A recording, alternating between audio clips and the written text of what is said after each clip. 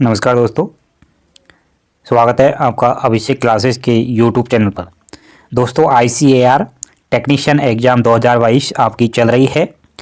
आपके 2 दिन की एग्ज़ाम हो चुकी है, 28 एंड 2 मार्च की। इन एग्ज़ाम का सभी का जो हमने एनालिसिस यहाँ पर किया है, रियल क्वेश्चन वो आपको प्रोवाइड कराए हैं जो हमें विद्यार्थियों के द्वारा भेजे गए हैं। आज हम 2 मार्च की जो एग्ज़ाम हुई थी टेक्नीशियन ICAR की, उसकी first shift and second shift के क्वेश्चन आपको बता रहे हैं। काफ़ी महत्वपूर्ण ये साबित होने वाले हैं क्योंकि आने वाली एग्ज़ाम्स जो भी है आपकी 4 मार्च को है एंड 5 मार्च को है। उन सब में इन प्रश्नों को देखकर आप मालूम चला सकते हैं कि कहाँ से प्रश्न उठ रहे हैं। पहला प्रश्न आया था, मेंडल के मटर के दाने के प्रयोग संकरण का प्रथम पीढ़ी का प्रतिशत कितना है। तो ये आपसे पूछा गया था। तो मेंडल ने शुद्ध लंबे और शुद्ध बौने मटर के पौधों का चयन कर संकरण कराया तथा प्रथम पीढ़ी F फर्स्ट प्राप्त की। प्रथम पीढ़ी में सभी पौधे लंबे थे और द्वितीय पीढ़ी में लंबे और बौने पौधों का जो अनुपात था वो 3:1 था। तो ये प्रश्न आपसे कुछ इस तरीके से पूछा गया था। नेक्स्ट प्रश्न था, 2021 एशियन रोविंग चैंपियनशिप में भारत की रैंक क्या थी। दोस्तों, आपको अवश्य याद रखना है कि 2021 की जो करंट अफेयर्स है वहाँ से प्रश्न बहुत ज़्यादा उठ रहे हैं, इसलिए आप 2021 की महत्वपूर्ण करंट जो अफेयर्स है। एक प्रश्न था, कौन सी अंतःस्रावी ग्रंथि वक्ष गुहा में स्थित होती है। तो थाइमस होगा इसका आंसर, ठीक है। एक क्वेश्चन था, हिंदू मुस्लिम दंगों को शांत करवाने के लिए महात्मा गांधी नोहाखाली कब गए थे।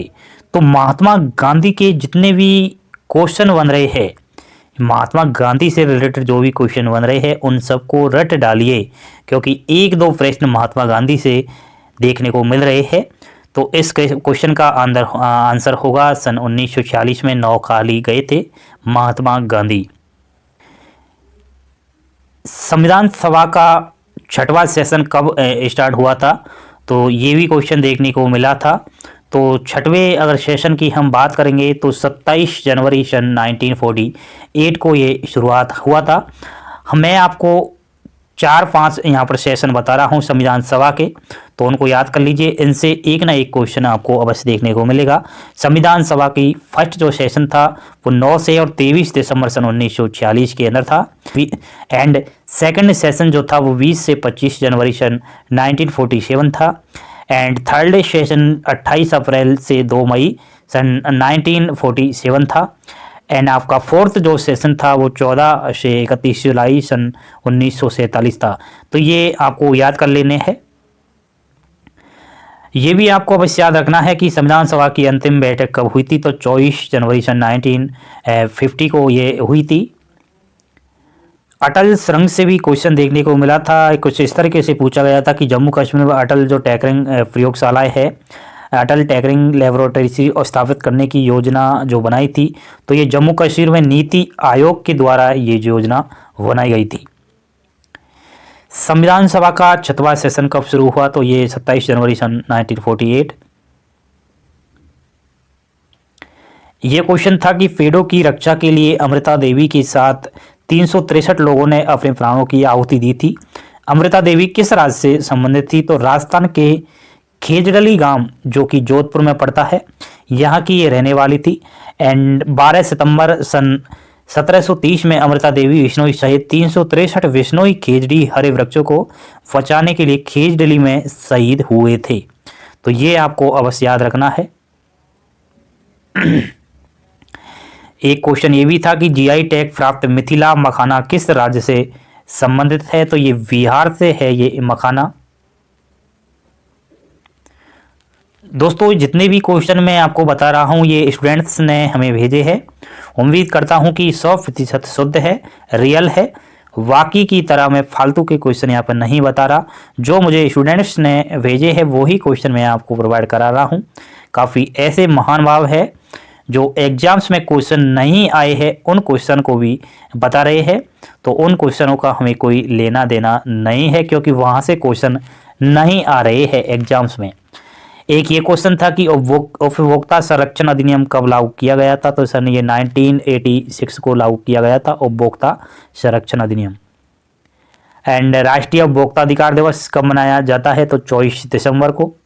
जनगणना से भी क्वेश्चन देखने को मिला था कि 2011 की जनगणना के अनुसार SC ST की जनसंख्या कितने प्रतिशत थी, तो ये जो अनुसूचित जाति यानी कि SC की जो थी जनसंख्या वो थी 16.6% एंड अनुसूचित जनजाति यानी ST की 8.6% जनसंख्या यहाँ पर थी। दो एंड ये भी क्वेश्चन था कि किस रूस क्रांति में रूस के जार के पद का अंत हुआ था, तो मार्च 1917 की पहली क्रांति के फलस्वरूप सम्राट को पदत्याग के लिए विवश होना पड़ा, एक अस्थायी सरकार बनी। कुछ ये भी क्वेश्चन थे कि मेंढक कौन सी श्रेणी में आता है, तो मेंढक जो है ओवेचर की श्रेणी में आता है। एंड झिल्ली रहित कोशिकांग कौन सा है, तो ये राइबोसोम है। दोस्तों आपने भी अगर 2 मार्च को एग्जाम अगर ICAR टेक्नीशियन की दी है तो प्लीज़ आप भी आपको याद हो वो क्वेश्चन हमें सेंड करने हैं, ताकि उन स्टूडेंट्स को फ़ायदा मिल सके जिनकी नेक्स्ट डे में एग्जाम होने वाली है। एक क्वेश्चन था संघ सूची और राज्य सूची में कितने विषय है, तो संविधान के लागू होने के समय समवर्ती सूची में तो 47 विषय थे एंड वर्तमान समय में अगर देखा जाए तो इसमें 52 विषय शामिल किए गए हैं। एंड ये भी था कि राष्ट्रपति का अभिभाषण का अधिकार किस अनुच्छेद में उल्लिखित है, तो अगर राष्ट्रपति के अभिभाषण के अधिकार की बात आएगी तो अनुच्छेद 86 का यहाँ पर नाम आता है। दोस्तों आपको PDF इसकी मिल जाएगी, आप टेलीग्राम चैनल को ज्वाइन कर लीजिए अभिषेक क्लासेस की को। वहाँ पर जितने भी ICAR की एग्ज़ाम हो रही है और सभी क्वेश्चन वहाँ पर उनको PDF के जरिए हम आपको वहाँ पर उपलब्ध करा रहे हैं, तो वहाँ से आप अपने फ़ोन्स में डाउनलोड कर सकते हैं। एंड ये भी क्वेश्चन था कि हाल ही में बैंक ऑफ बड़ौदा ने डिजिटल बैंकिंग भुगतान के लिए कौन सा वेयरवेल पेमेंट सॉल्यूशन लॉन्च किया, तो ये वॉव वर्ल्ड वेव ये लॉन्च किया था। ये क्वेश्चन भी दिखाई दिया गया था कि नागालैंड, अरुणाचल प्रदेश, उत्तराखंड का गठन कब हुआ था, तो उत्तराखंड, छत्तीसगढ़, झारखंड की स्थापना तो सन 2000 में हुई थी एंड अरुणाचल प्रदेश, गोवा और मिजोरम की स्थापना सन 1987 को और त्रिपुरा, मणिपुर, मेघालय की स्थापना 1972 में। एंड ये भी आपको याद करना है कि 1 दिसंबर सन 1963 को नागालैंड भारत का 16वां राज्य बना था। ये क्वेश्चन भी था कि पेरिस जलवायु समझौता में कितने देशों ने हस्ताक्षर किए हैं, तो इसमें 195 देशों के द्वारा हस्ताक्षर किए गए हैं। साइंस से क्वेश्चन था कि अवतल दर्पण में यदि वस्तु A पर रखे तो प्रतिबिंब कहाँ पर बनेगा, तो ये जो प्रतिबिंब है वो अनंत पर बनेगा।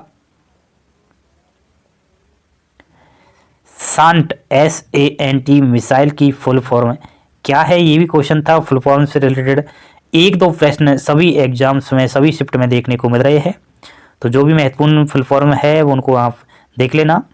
इसमें SANT stand of anti tank, ये इसकी फुल फॉर्म हो जाएगी।